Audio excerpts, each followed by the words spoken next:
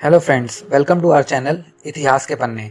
जैसा कि आप जानते हैं, हम अपने इस चैनल में इतिहास और धर्म से जुड़ी हुई कुछ कहानियों पर बातचीत करते हैं और उनसे जुड़ी हुई रोचक जानकारी आप लोगों तक पहुंचाते हैं। ऐसे ही हमारी आज की वीडियो का टॉपिक भगवान राम और भगवान शिव के युद्ध से संबंधित है, तो आइए इस पर बात करते हैं। रामायण के उत्तरार्ध में एक वक्त ऐसा भी आता है जब विष्णु अवतार राम और स्वयं महादेव के बीच ना चाहते हुए भी भयंकर युद्ध होता है। आखिर क्यों होता है यह युद्ध और क्या निकलता है इसका परिणाम, तो आइए इसके बारे में हम बातचीत करते हैं। बात उन दिनों की है जब श्री राम का अश्वमेध यज्ञ चल रहा था। श्री राम के अनुज शत्रुघ्न के नेतृत्व में असंख्य वीरों की सेना सारे प्रदेश को विजित करती जा रही थी। जहां भी ये यज्ञ का अश्व जा रहा था, इस क्रम में कई राजाओं के द्वारा यज्ञ का घोड़ा पकड़ा गया, लेकिन अयोध्या की सेना के आगे उन्हें झुकना पड़ा। शत्रुघ्न के अलावा सेना में हनुमान, सुग्रीव और भारत पुत्र पुष्पकल सहित कई महारथी उपस्थित थे, जिन्हें जीतना देवताओं के लिए भी संभव नहीं था। कई जगह भ्रमण करने के बाद यज्ञ का घोड़ा देवपुर पहुंचा, जहां के राजा वीरमणि का राज्य था। राजा वीरमणि अति धर्मनिष्ठ तथा श्री राम एवं महादेव के भक्त थे। उनके दो पुत्र रुकमांगद और शुभंगद वीरों में श्रेष्ठ थे। राजा वीरमणि के भाई वीर सिंह भी एक महारथी थे। राजा वीरमणि ने भगवान रुद्र की तपस्या कर उन्हें प्रसन्न किया था और महादेव ने उन्हें उनकी और उनके पूरे राज्य की रक्षा का वरदान दिया था। महादेव के द्वारा रक्षित होने के कारण कोई भी उनके राज्य पर आक्रमण करने का साहस नहीं करता था। जब अश्व उनके राज्य में पहुंचा तो राजा वीरमणि के पुत्र रुकमांगद ने उसे बंदी बना लिया और अयोध्या के साधारण सैनिकों से कहा कि यज्ञ का घोड़ा उनके पास है, इसलिए वे जाकर शत्रुघ्न से कहें कि विधिवत युद्ध कर अपना अश्व छुड़ा लें। जब रुकमांगद ने यह सूचना अपने पिता को दी तो वे बड़े चिंतित हुए और अपने पुत्र से कहा कि अनजाने में तुमने श्री राम के यज्ञ का घोड़ा पकड़ लिया है। श्री राम हमारे मित्र हैं और उनसे शत्रुता करने का कोई औचित्य नहीं है, इसलिए तुम यज्ञ का घोड़ा वापिस लौटा आओ। इस पर रुकमांगद ने कहा कि हे पिताश्री, मैंने तो उन्हें युद्ध की चुनौती भी दे दी है, अतः अब उन्हें बिना युद्ध किए अश्व लौटाना हमारा अपमान होगा। अब तो जो होगा उसे देखा जाएगा, इसीलिए आप मुझे युद्ध की आज्ञा दें। पुत्र की बात सुनकर वीरमणि ने उस सेना से सुसज्जित करने की आज्ञा दे दी। राजा वीरमणि अपने भाई वीर सिंह और अपने दोनों पुत्रों के साथ विशाल सेना लेकर युद्ध क्षेत्र में आ गए।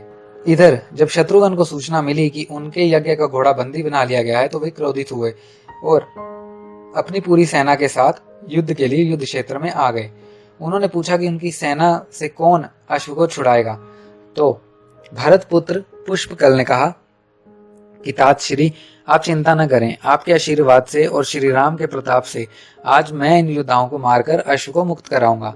वे दोनों इस पर बात कर रहे थे कि हनुमान ने कहा कि राजा वीरमणि के राज्य पर आक्रमण करना स्वयं परमपिता ब्रह्मा के लिए भी कठिन है, क्योंकि ये नगरी महाकाल द्वारा रक्षित है। अतः उचित यही होगा कि पहले हमें बातचीत द्वारा वीरमणि को समझाना चाहिए। अगर हम ना समझा पाए तो हमें श्री राम को सूचित करना चाहिए। राजा वीरमणि श्री राम का बहुत आदर करते हैं, इसलिए वे उनकी बात को नहीं टालेंगे। हनुमान की बात सुनकर शत्रुघ्न बोले कि हमारे रहते अगर श्री राम को युद्ध भूमि में आना पड़े तो ये हमारे लिए अत्यंत लज्जा की बात होगी। अब जो भी हो, हमें तो युद्ध करना ही पड़ेगा। भयानक युद्ध छिड़ गया। भरत पुत्र पुष्पकल सीधा जाकर राजा वीरमणि से भिड़ गया। दोनों अतुलनीय वीर थे। वे दोनों तरह तरह के शस्त्रों का प्रयोग करने लगे। हनुमान राजा वीरमणि के भाई महापराक्रमी वीर सिंह से युद्ध करने लगे।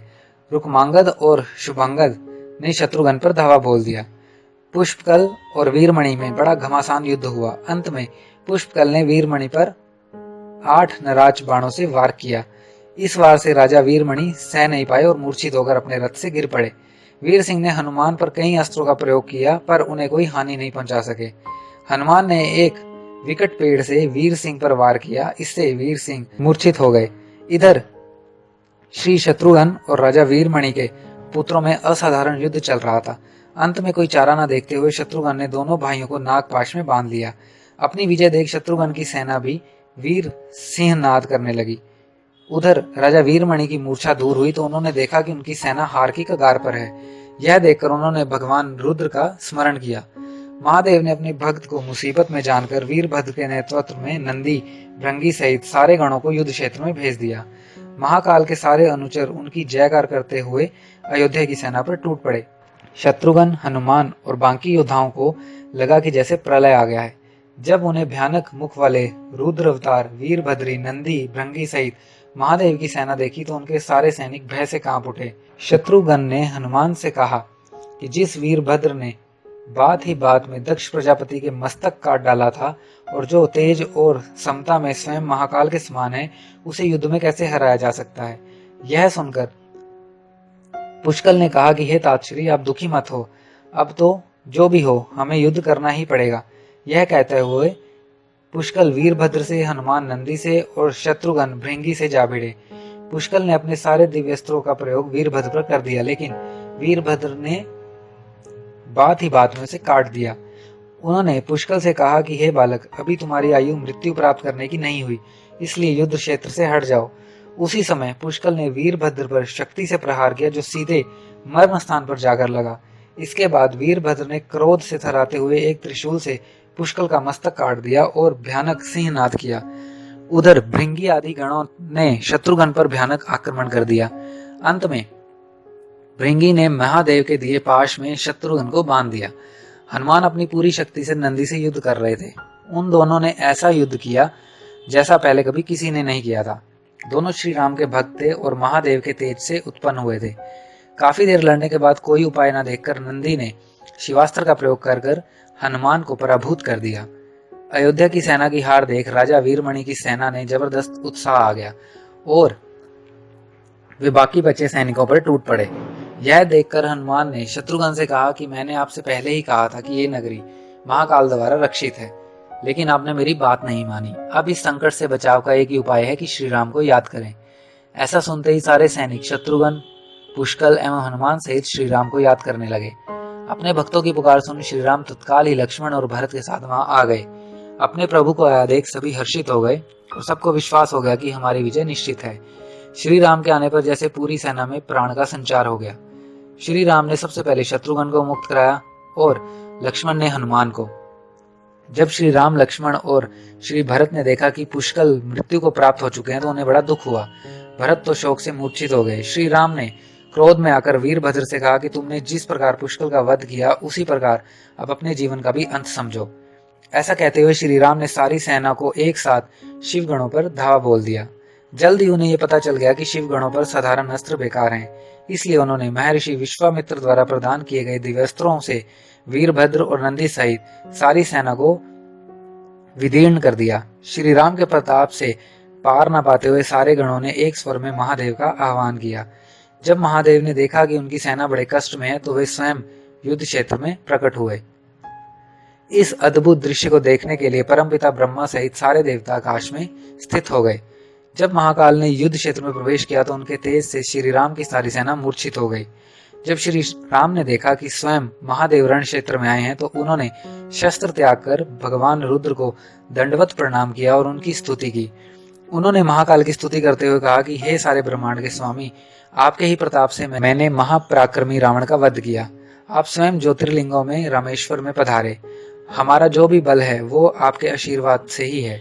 ये जो अश्वमेध यज्ञ मैंने किया वो भी आपकी इच्छा से ही हो रहा है, इसलिए हम पर कृपा करें और इस युद्ध का अंत करें। यह सुनकर भगवान रुद्र बोले कि हे राम, आप स्वयं विष्णु के दूसरे रूप हैं और मेरी आपसे युद्ध करने की कोई इच्छा नहीं है। फिर भी चूंकि मैंने अपने भक्त वीरमणि से उसकी रक्षा का वरदान दिया था, इसलिए मैं इस युद्ध से पीछे नहीं हट सकता। अतः संकोच छोड़कर आप युद्ध करें। श्री राम ने इसे महाकाल की आज्ञा मानकर युद्ध शुरू किया। दोनों में महान युद्ध छिड़ गया, जिसे देखने देवता लोग आकाश में स्थित हो गए। श्री राम ने अपने सारे दिव्यास्त्रों का प्रयोग महाकाल पर कर दिया और उन्हें संतुष्ट नहीं कर सके। अंत में उन्होंने पाशुपतास्त्र के संधान किया और भगवान शिव से बोले कि हे प्रभु, आपने ही मुझे ये वरदान दिया है कि आपके द्वारा इस अस्त्र से त्रिलोक में कोई पराजित हुए बिना नहीं रह सकता। इसलिए महादेव, आपकी ही आज्ञा और इच्छा से मैं इसे प्रयोग कर रहा हूँ। ये कहते हुए श्री राम ने वो महान दिव्यास्त्र भगवान शिव पर चला दिया। वो अस्त्र सीधा महादेव के हृदय स्थल में समा गया और भगवान रुद्र इससे संतुष्ट हो गए। उन्होंने प्रसन्नता पूर्वक श्री राम से कहा कि आपने युद्ध में मुझे संतुष्ट किया है, इसलिए जो इच्छा हो वर मांग लें। इस पर श्री राम ने कहा कि हे भगवान, इस युद्ध क्षेत्र में भ्राता भरत के पुत्र पुष्कल के साथ असंख्य योद्धा वीर गति को प्राप्त हुए हैं, उन्हें कृपया जीवन दान दीजिए। महादेव ने मुस्कुराते हुए तथास्तु कहा और पुष्कल समेत दोनों ओर से सारे योद्धाओं को जीवित कर दिया।